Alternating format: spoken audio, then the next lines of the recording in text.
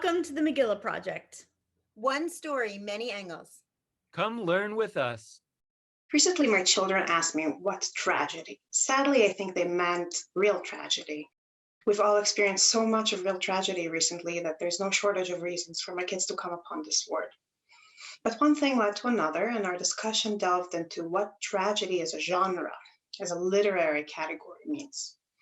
And I told my kids that the thing about tragedy is that it starts exactly at the same spot that most stories begin at, with someone who wants something. Now, wanting is not bad in and of itself. There's no reason that it should, by necessity, lead to tragedy, to bad outcome. The problem with a tragic hero, at least according to one school of thought, personally, I like the school of thought represented by Christopher Booker and his classic book, The 7 Basic Plots. According to him and to people like him, the problem with a tragic hero is that his will blinds him to everything else. He or she want whatever it is they want, to the point that everybody else around them, the sacrifices that they force other people to make, the consequences that they subject their environment and themselves to, just disappear. They have tunnel vision. They're so focused, they're so passionate that everything else just recedes, and they ignore it and forge ahead regardless of it all. Think of Madame Bovary, who wants excitement and can't find it in her provincial marriage to a nice but boring man. And she craves excitement so much that she will pursue it no matter how much the way she pursues it, her infidelity, her spending habits, affect everybody else around her. Think of Macbeth. He wants to be king so much that his loyalties, his duty, his sense of ethics is totally gone, is totally lost to him. Think of Dorian Gray or of Dr. Faust, making some sort of a magical deal, choosing, in the case of Dorian Gray, eternal youth, in the case of Dr. Faust, omniscience, at the cost of causing great harm in the first story and damning oneself to hell in the second, because the cost just doesn't matter. Now, at first it might work out. In fact, in most tragic stories, at first we see what Booker calls the dream stage. Things work out splendidly. Madame Bovary finds excitement. Macbeth becomes king. Dorian Gray pursues all the pleasures he wants to pursue in eternal youth. Dr. Faust gets eternal knowledge, the kind of divine knowledge he could only dream about before that. But slowly, all those costs, all those other people, all those backgrounds that were ignored start demanding their due. And all those consequences start piling up.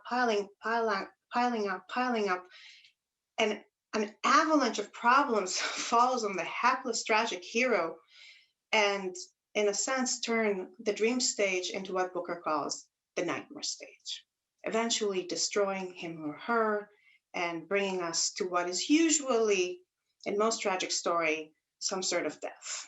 Now, on the face of it, you might well wonder why I'm telling you all of that. I mean, if we're looking at the Ahasuerus in the Megillah, does he really strike you as a tragic hero? If the tragic hero is defined by wanting certain things, and then through the process of getting them, incurring the kind of consequences that will ruin him or her, that's not something we can ever say about Ahasuerus. Every turn in the Megillah shows us Ahasuerus making certain choices that affect other people and often lead to tragic results for them, but he never has to carry the cost. He never has to pay the reaper, as they say. You know, he dismisses or kills his wife and feels sad about it later, but his servants come up with a great solution. Let's collect all the beautiful virgins on the land and you can choose a new wife for yourself. And he's cheered up, everything is great. He has some dissatisfaction with the man who became his right-hand man, Haman. So what? He just kills him. And there's a ready-made new right-hand man, Mordechai, who steps right back in and allows Ahasuerus to continue just as he was before. Time and time again, because Ahasuerus is the source of all power in the Megillah, he's able to just subvert whatever consequences would have been devastating for another hero in a story. And yet, despite all of that, I think that Ahasuerus is a tragic hero, and he's experiencing a very acute, very profound, very existential tragedy. It may not be a tragedy he experiences consciously. It may not be a tragedy he experiences as suffering. He probably would never, ever designate himself as a tragic person in his mind, or in, even if he had the words for that. And yet, there is something deep in his experience that is lacking. There is something that through his pursuit of his own desires, he shortchanges himself on. And that is a true encounter with the people in his life. In most classic tragedies, like Macbeth, like Madame Bovary, like Dorian Gray, the choices of the hero lead to true aloneness. The people in the life of the hero are lost to him or to her through their selfish choices, and they find themselves helpless and alone in the end. Ahasuerus is never alone. There's always people at his beck and call. There's always people who are happy to step into the shoes of his advisors, of his guards, of his eunuchs, of anything, his wife. Everybody wants a piece of the cake. But does he ever know any of them truly? Can he ever look into their hearts? Can he ever have a real heart-to-heart? No. And by never having that, by always interacting with people who are busy currying favor and playing intrigues and playing all kinds of games to gain what they want from him and trying to say what they think he wants to hear to gain what they want in this situation and then what he wants to hear then for that situation, etc., etc., etc., he's losing out on all the benefits that come from actually meeting people who are actually different from us, and we're not afraid to reveal that otherness to us. Now, we don't need to look far when we talk about the Megillah if we want to see the benefits of such an encounter. Look at Esther and Mordechai.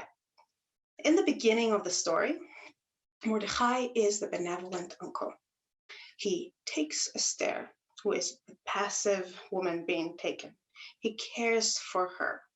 He's generous, he's benevolent, and she is his protege. She is his ward. She is the one he takes care of. She is defined through his actions, not her own. Later, she is taken again, this time by the men of the king, who take her to the palace and do whatever it is they do to prepare every virgin in the kingdom for her one night with the king, in the hope that it'll become more. And once again, she is passive. She doesn't ask for anything. She lets other people do things to her and for her. And who does she obey? She continues to obey Mordechai. He tells her, don't tell anybody you're Jewish. Don't tell anybody where you're from. Don't tell anybody about your nation. And she does it. She does it. Kechol asher tziva alea, everything he orders her to do. This state of events continues when she becomes the queen. Still, he's the one who goes every day to see how she's faring, to hear news of her. He's the one extending her care, and she's the one keeping silent because he asked her to. But this state of affairs doesn't survive the most intense encounter, the most intense real disagreement in the Megillah, which happens when Mordechai comes and sends word to Esther and tells her, you must go to the king and beg him to revoke his ordinance and decide not to kill all the Jewish people. And Esther says, I can't. You know that. You know that no one is allowed to go to him without being summoned, etc., etc., etc. And instead of just trying to enforce his will, instead of just saying, you should obey me, I am your uncle, instead of reverting back to his old role as the man who knows and tells her what to do, he speaks to her as an equal. He tells her the truth. He tells her, maybe that's why God put you there. And if you don't rise to this moment, Esther, God will help us in another way, but you and your house will be lost. He's not being nice. He's not sugarcoating it. He's urging her, but he's not doing it by manipulating her. He's doing it by telling her a deep truth that pertains to what it means to be human in the world and rise to any moment that's thrown at us, any trial and any challenge that's thrown at us. And at that moment, something amazing happens because Esther could revert to her old role. She could say, of course, and just do that. Go and beg the king, even though she wasn't summoned, etc., just as Mordechai told her. That's not what she does. Instead, she offers a counter plan. She rises to the moment, she thinks, and she orders Mordechai. She, the woman who was passive and taken and obedient before, is now ordering her uncle and tells him, go and gather all the Jews, and after 3 days of fast and prayer, I will carry out a plan. I will do what I think is right to save the moment, to save the day. And in a perfect reversal of roles, Mordechai does everything she ordered him to do. Through this moment of conversation, through this moment when he wasn't afraid to talk to her about real things, and she wasn't afraid to bring to him her worries, her concerns, her fears, her apprehensions, both of them became more than they were before. Both of them outgrew the old horizons of their personalities, the old trajectories they were on. He became a man who was able to obey Esther, was able to show the kind of flexibility that is required to listen when you were in the position of speaking before. And she shows the kind of mettle and flexibility that comes with overcoming her own passive role and taking initiative and managing affairs and with a shrewd and very discerning and very careful eye. And all that could not have happened without that encounter. We don't need to look at the Megillah to know that. We know it from our own lives. We are, for better or for good, a product of our imagination. Whatever we can imagine is whatever we can be. If I can imagine myself going in a certain path, there's much more likelihood that I'll go down that path and explore the possibilities down that path than if I can't even imagine that path in my mind. And that limits me.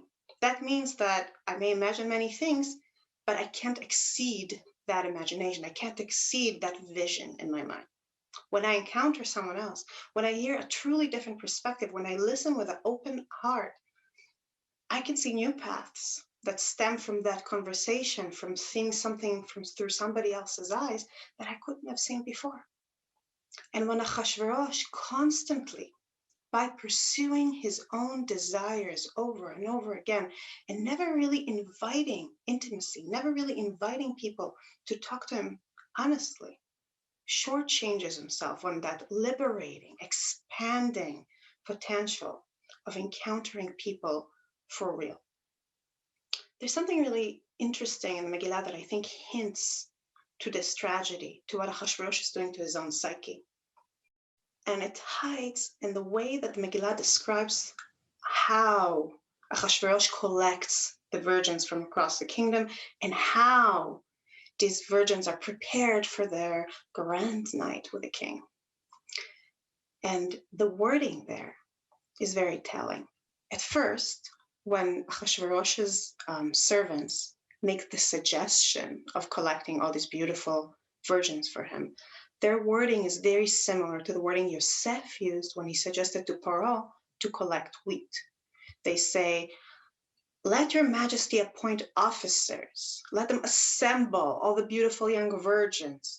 And we heard that the proposal pleased the king.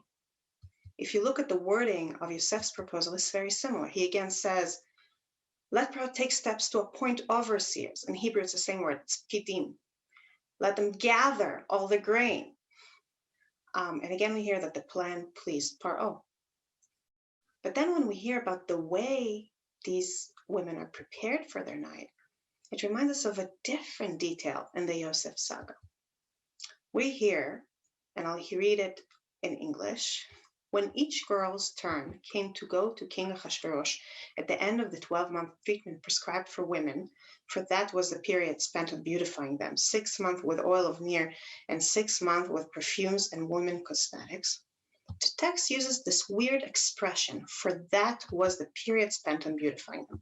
In Hebrew, ki chen imleu yemei merukehen. It's not a normal Hebrew expression. In fact, it only appears in another place in the whole Hebrew Bible, and that is in the description of how the Egyptians embalmed Jacob's body. Let's look at that in Genesis 50. Then Joseph ordered the physicians in his service to embalm his father, and the physicians embalmed Israel. It required 40 days, for such is the full period of embalming, and in Hebrew, ki chen imleu yemei hamtim, for so were completed the days of, etc., etc. In other words, when the women are prepared for their time with Paro, they are treated not merely as food, as in the way they were collected, not merely as objects of consumption. They are treated as bodies, as corpses that are devoid of the soul, devoid of will, devoid of voice, as what remains of us when we are gone. When everything that makes us who we are is gone, what remains is this piece of flesh, this slab of flesh. And that's how they're treated, as a slab of flesh. There's something deadening about it. And yet more than it deadens them, it deadens Paro himself. Because life means growth. Life means openness to change. Life means that things happen and challenge us, and we become more and more and more than we were the day before and the day before and the day before that. And Ahasuerus doesn't allow himself to go through all of that. He doesn't allow himself to be open to the real profound existential changes that can come from actually engaging with other people, with actually having real equal footing, open-hearted relationships with other people.